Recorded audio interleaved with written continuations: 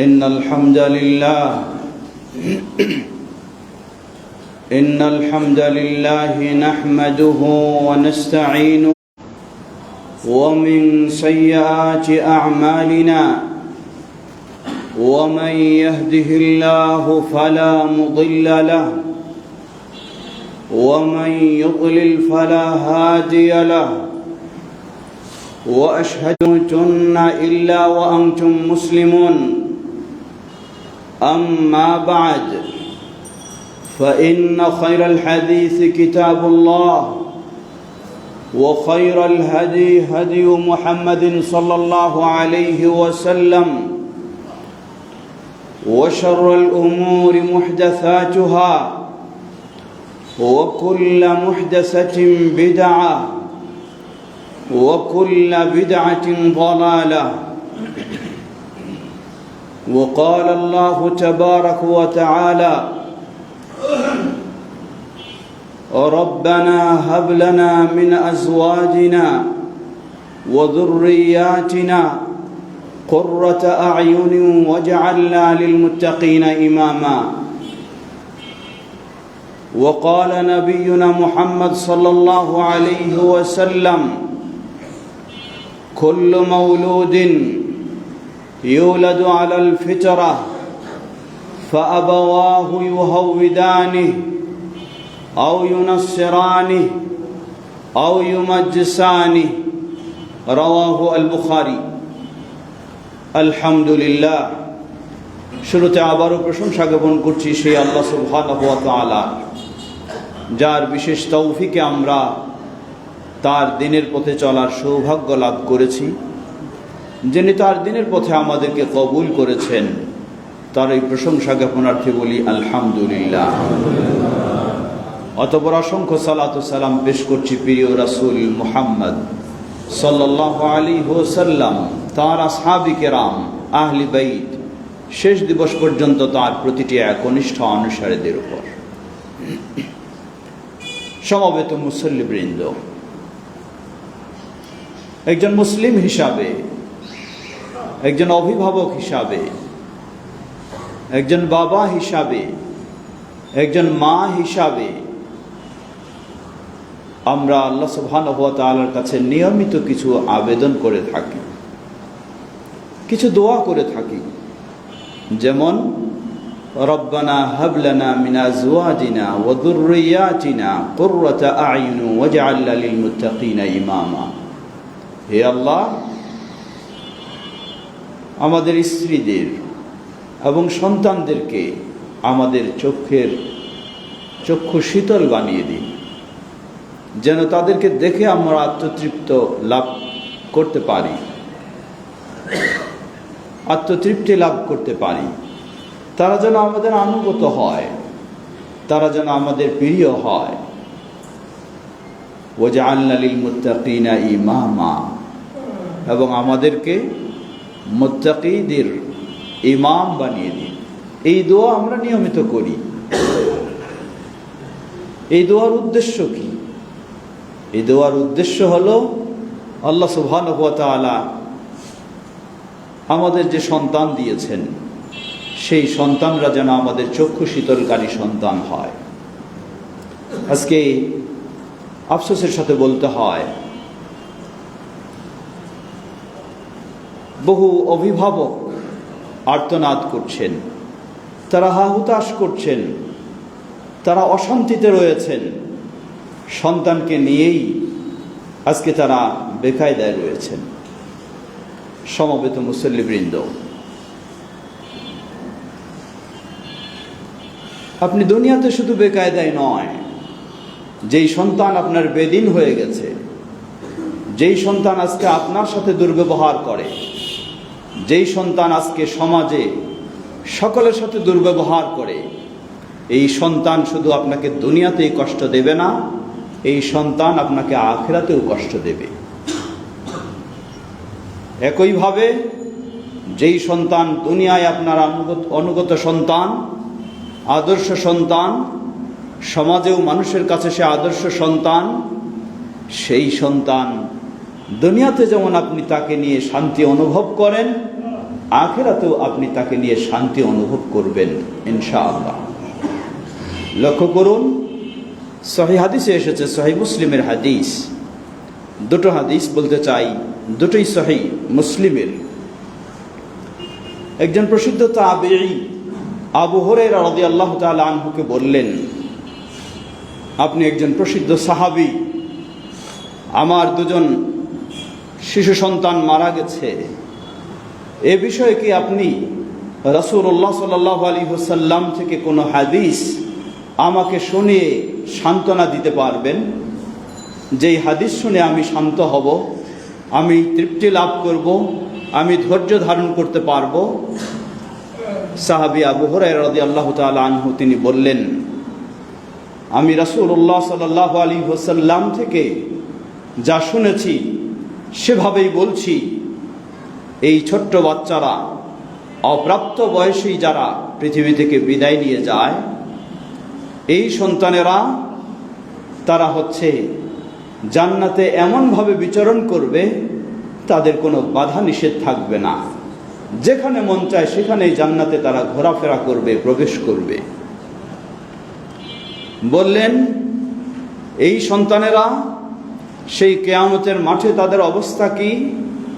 এই সন্তানেরা তাদের বাবা অথবা বাবা মা দুজনেরই তাদের কাপড় ধরবে অথবা হাত ধরবে, ধরে আল্লাহর কাছে বলবে, হে আল্লাহ, আমার এই বাবা মাকে যতক্ষণ না জান্নাত দাও ততক্ষণ পর্যন্ত আমিও জান্নাতে যাচ্ছি না। তাদের এই ছোট বাচ্চাদের সুপারিশে আল্লাহ সুবহানাহু ওয়া তাআলা ছোট বাচ্চাকেও এবং তার বাবা মা উভয়কেই জান্নাতে স্থান দান করবেন। সুবহানাল্লাহ, কি সৌভাগ্য আপনার যদি সত্যিই আপনি সেই মুসলিম সন্তানের বাবা হতে পারেন, মুসলিম সন্তানের মা হতে পারেন। অন্য আরেক হাদিস, সেটিও সহিহ হাদিস, রাসূলুল্লাহ সাল্লাল্লাহু আলাইহি ওয়াসাল্লাম বলেন, এক শ্রেণীর মানুষ তারা যারা জান্নাতে যাবে, জান্নাতে যেই শ্রেণী যেই স্তরে তারা বসবাস করছে, অবস্থান করছে, হঠাৎ দেখবে এই স্তর এই ক্লাসের চেয়ে তাদের ক্লাস চেঞ্জ হয়ে হাই ক্লাস হয়ে গেছে। সুবহানাল্লাহ, হঠাৎ তারা দেখবে জান্নাতে তারা যেই ক্লাসে যেই স্তরে ছিল এটা হাই ক্লাস হয়ে গেছে। তারা জিজ্ঞাসা করবে, ও আন্না হাযা লি, ব্যাপার কি? হঠাৎ ভাবে আমি ছিলাম এই স্তরের জান্নাতের মানুষ, আমার স্তর আরো হাই হয়ে গেল, আরো উন্নত স্তর হয়ে গেল, কি কারণে, কিভাবে? তাদেরকে আল্লাহর পক্ষ থেকে বলা হবে, জেনে রাখো তোমার সন্তান তোমার জন্য ইস্তেগফার করেছে, ক্ষমা প্রার্থনা করেছে, আল্লাহর কাছে দোয়া করেছে, তাই সেই সন্তানের দোয়ার বদলতে তোমার জান্নাতের স্তর আজকে আল্লাহ বৃদ্ধি করে দেওয়া হবে। সুবহানাল্লাহ। সুতরাং মনে রাখবেন, সত্যি আপনি সৌভাগ্যবান যদি ওই সন্তানের বাবা হতে পারেন, সৌভাগ্যবান ওই সন্তানের মা হতে পারেন, যেই সন্তান আপনাকে জান্নাতেও সুপারিশ করে নিয়ে যাবে, আবার যেই সন্তানের দোয়া ইস্তেগফারের মাধ্যমে জান্নাতে আপনার স্তর, আল্লাহ সুবহানাহু ওয়া তাআলা জান্নাতের ক্লাস আপনার আরো বৃদ্ধি করে দেবে। আল্লাহ আমাদের সকলের সন্তানদেরকে সেভাবে কবুল করে নিন। আল্লাহ আমাদেরকে তৌফিক দান করুন, আমাদের সন্তানদেরকে যেন সেভাবে আমরা গড়ে তুলতে পারি। সমবেত মুসল্লিবৃন্দ, 2025 শিক্ষাবর্ষ শেষ, বার্ষিক ফলাফল গ্রহণ করছেন। 2026 কর্মসূচি আপনি নিচ্ছেন। আপনার সন্তানকে কোন স্কুলে নিয়ে যাবেন, আপনার সন্তানকে কোন প্রতিষ্ঠানে পড়াবেন, আপনার সন্তানের প্রতিষ্ঠান খুঁজতে আপনি অস্থির, যেন তাকে আপনি ভালো প্রতিষ্ঠানে দিতে পারেন, ভালো শিক্ষা প্রতিষ্ঠান তার জন্য বেছে নিতে পারেন। কত টাকার প্রয়োজন, অসুবিধা নেই। প্রয়োজন মা ঘরে তাদের বিশ্রামেরও প্রয়োজন নেই, প্রয়োজনে সকাল সন্ধ্যা মাও বাচ্চাকে নিয়ে যাবে স্কুলে, নিয়ে আসবে স্কুল থেকে, সব কিছু থেকে ব্যস্ত হয়ে যান সেই সন্তানদেরকে শিক্ষিত করার জন্য, সন্তানদেরকে গড়ে তোলার জন্য। আপনি কি ভেবেছেন একবারও?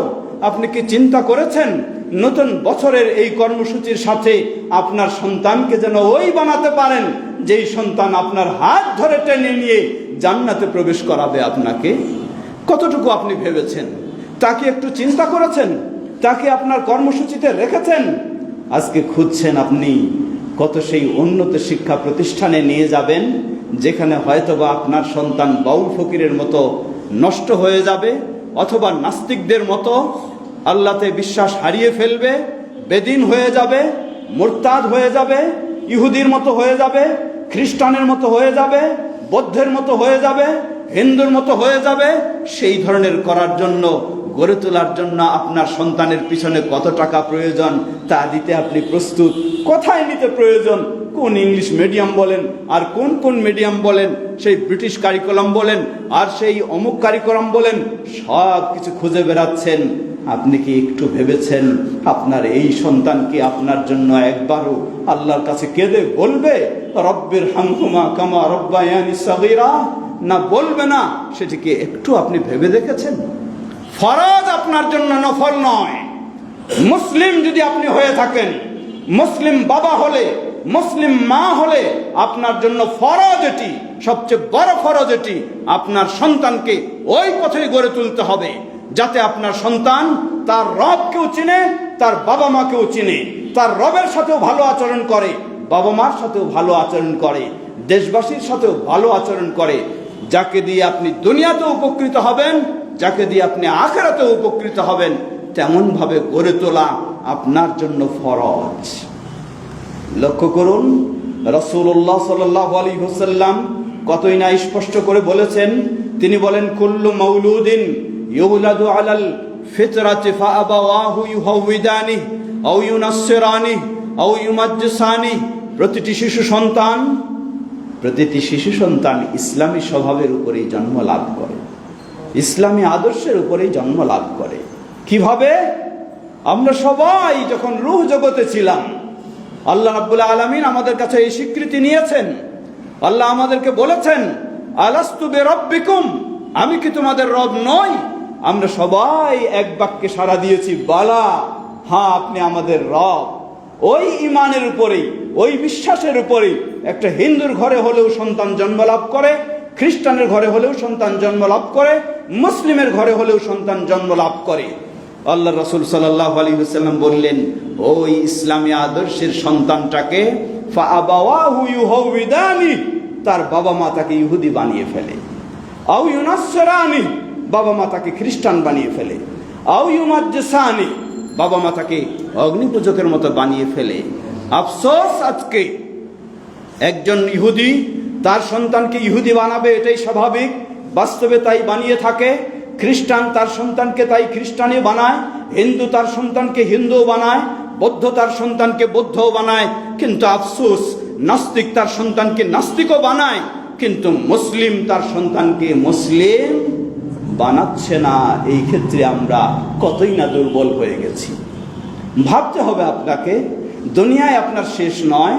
যেই সন্তানকে আপনি ইহুদি আচরণে গড়ে তুলেছেন, খ্রিস্টানের আচরণে গড়ে তুলেছেন, নাস্তিকের আচরণে গড়ে তুলেছেন, ওই সন্তান আখিরাত তো পরের বিষয়, দুনিয়াতেই আপনাকে শিক্ষা দেয়। আপনাকে তো সেই আপনার আদরের সন্তান, কলিজার টুকরার সন্তান, যাকে আপনি এত উচ্চ শিক্ষিত করলেন, উন্নত করে গড়ে তুললেন, সেই একদিন আপনাকে আপনার ঘর থেকে বের করে বৃদ্ধাশ্রমে পাঠায়। কারণটা কি? কারণ তো হলো এই, ইহুদিদের কালচারে তাকে আপনি গড়ে তুলেছেন, খ্রিস্টানদের কালচারে তাকে আপনি গড়ে তুলেছেন, সে তো সেই কালচার অনুযায়ী ব্যবস্থা নেবে। আপনার জন্য আল্লাহর কাছে দোয়া তো দূরের কথা।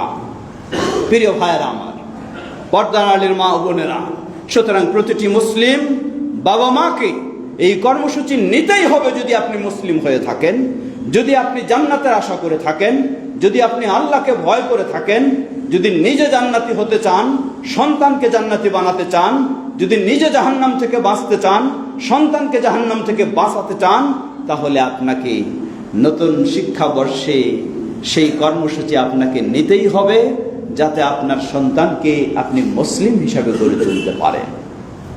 হয়তো আপনি বলবেন যে তাহলে কি ইঞ্জিনিয়ার বানানো যাবে না, তাহলে কি ডাক্তার বানানো যাবে না? জবাব, ইসলাম ইঞ্জিনিয়ার বানাতে বাধা দেয়নি, ইসলাম ডাক্তার বানাতেও বাধা দেয়নি, কিন্তু ইসলাম বাধা দিয়েছে আপনি বেনামাজি নাস্তিক ডাক্তার বানাবেন না, আপনি বেনামাজি নাস্তিক ইঞ্জিনিয়ার বানাবেন না, আপনি সুদখোর ঘুষখোর ইঞ্জিনিয়ার বানাবেন না, সেই বেনামাজি হারামে প্রিয় হারামে লিপ্ত এমন অর্থনীতিবিদ বানাবেন না।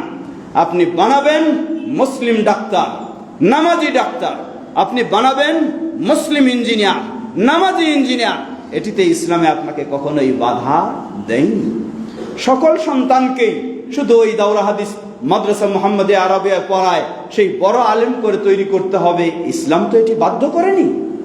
আপনার কয়েক সন্তান রয়েছে, একজনকে বড় আলেম বানাবেন, একজনকে বড় ডাক্তার বানাবেন, একজনকে বড় ইঞ্জিনিয়ার বানাবেন, কোনো অসুবিধা নেই। কিন্তু যাকে আলেম বানাবেন সে তো আলেমই থাকবে, আর যাকে ইঞ্জিনিয়ার বানাবেন, যাকে ডাক্তার বানাবেন, সে যেন অবশ্যই মুসলিম ইঞ্জিনিয়ার হয়, মুসলিম ডাক্তার হয়, যেন অবশ্যই নামাজি হয়, অবশ্যই যেন আল্লাহ ভীরু হয়, অবশ্যই যেন ওই ডাক্তার ওই ইঞ্জিনিয়ারও আপনার জন্য আল্লাহর কাছে হাত তুলে বলতে পারে রাব্বির হামহুমা কামা রাব্বায়ানি সগীরা। তাহলেই সত্যি আপনি সফল হবেন ইনশাআল্লাহ। সমবেত মুসল্লিবৃন্দ, সুতরাং ফিরে আসুন। নতুন শিক্ষাবর্ষে বহু নতুন আপনি কর্মসূচি হাতে নিচ্ছেন। বংশালবাসীর আলহাজ আউলাদ হোসেন সাহেবের নেতৃত্বে পরিচালিত সেই মাদ্রাসা মুহাম্মাদিয়া আরবিয়া, পাশেই আমাদের রয়েছে প্রাচীন মাদ্রাসাতুল হাদিস, এই ধরনের বহু শিক্ষা প্রতিষ্ঠান রয়েছে। সেখানেও তো আমরা আলেম বানাবই, কিন্তু মনে রাখতে হবে অন্য আপনি যেখানেই যে প্রতিষ্ঠানেই খুঁজে নেন না কেন, সেখানে অবশ্যই আপনাকে আপনার সন্তান যেন মুসলিম হিসাবে টিকে থাকে, সে যেন ইসলামী আদর্শের উপরে থাকে, সে যেন একজন নামাজি হয় কমপক্ষে, সে যেন আপনার কাছে জন্য আল্লাহর কাছে দোয়া করতে পারে, এমনভাবে আপনাকে গড়ে তুলতে হবে। ফিরে আসি ওই হাদিসের কথা, যেই হাদিসে বলা হয়েছে মুসলিম ছোট সন্তানেরা বাবা মাকে হাত ধরে টেনে জান্নাতে নিয়ে যাবে।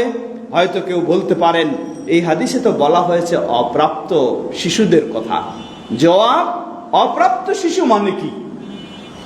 অপ্রাপ্ত শিশু মানে যে প্রাপ্তবয়স্ক এখনো হয়নি।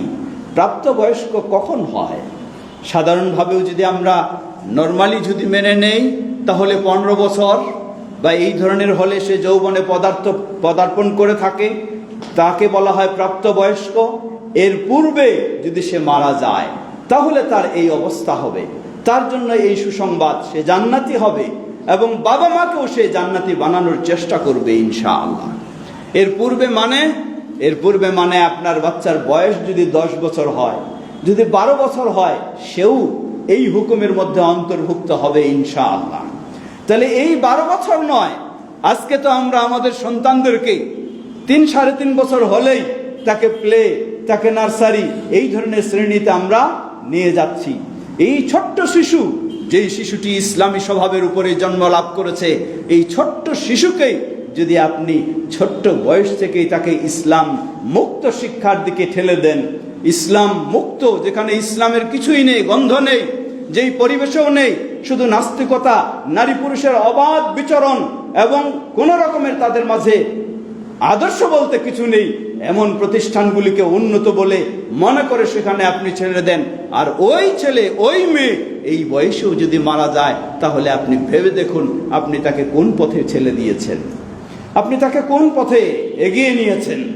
সুতরাং অনুরোধ জানাবো প্রতিটি অভিভাবককে, আল্লাহ আমাদের সকলকে সে তৌফিক দান করুন। ওয়া আখিরু দাওয়ানা আলহামদুলিল্লাহি রাব্বিল আলামিন। আসসালাম।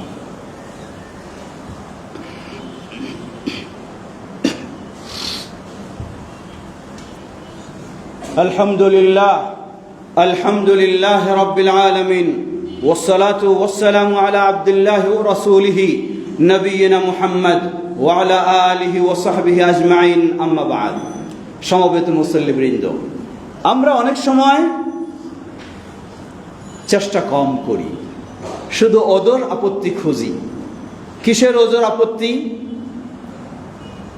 যদি বলা হয় আপনি একজন সচ্ছল মানুষ, তবু আপনার ছেলে মেয়েকে নামাজ শিখালেন না কেন, সেই ইসলামী আদর্শে তাকে গড়ে তুললেন না কেন?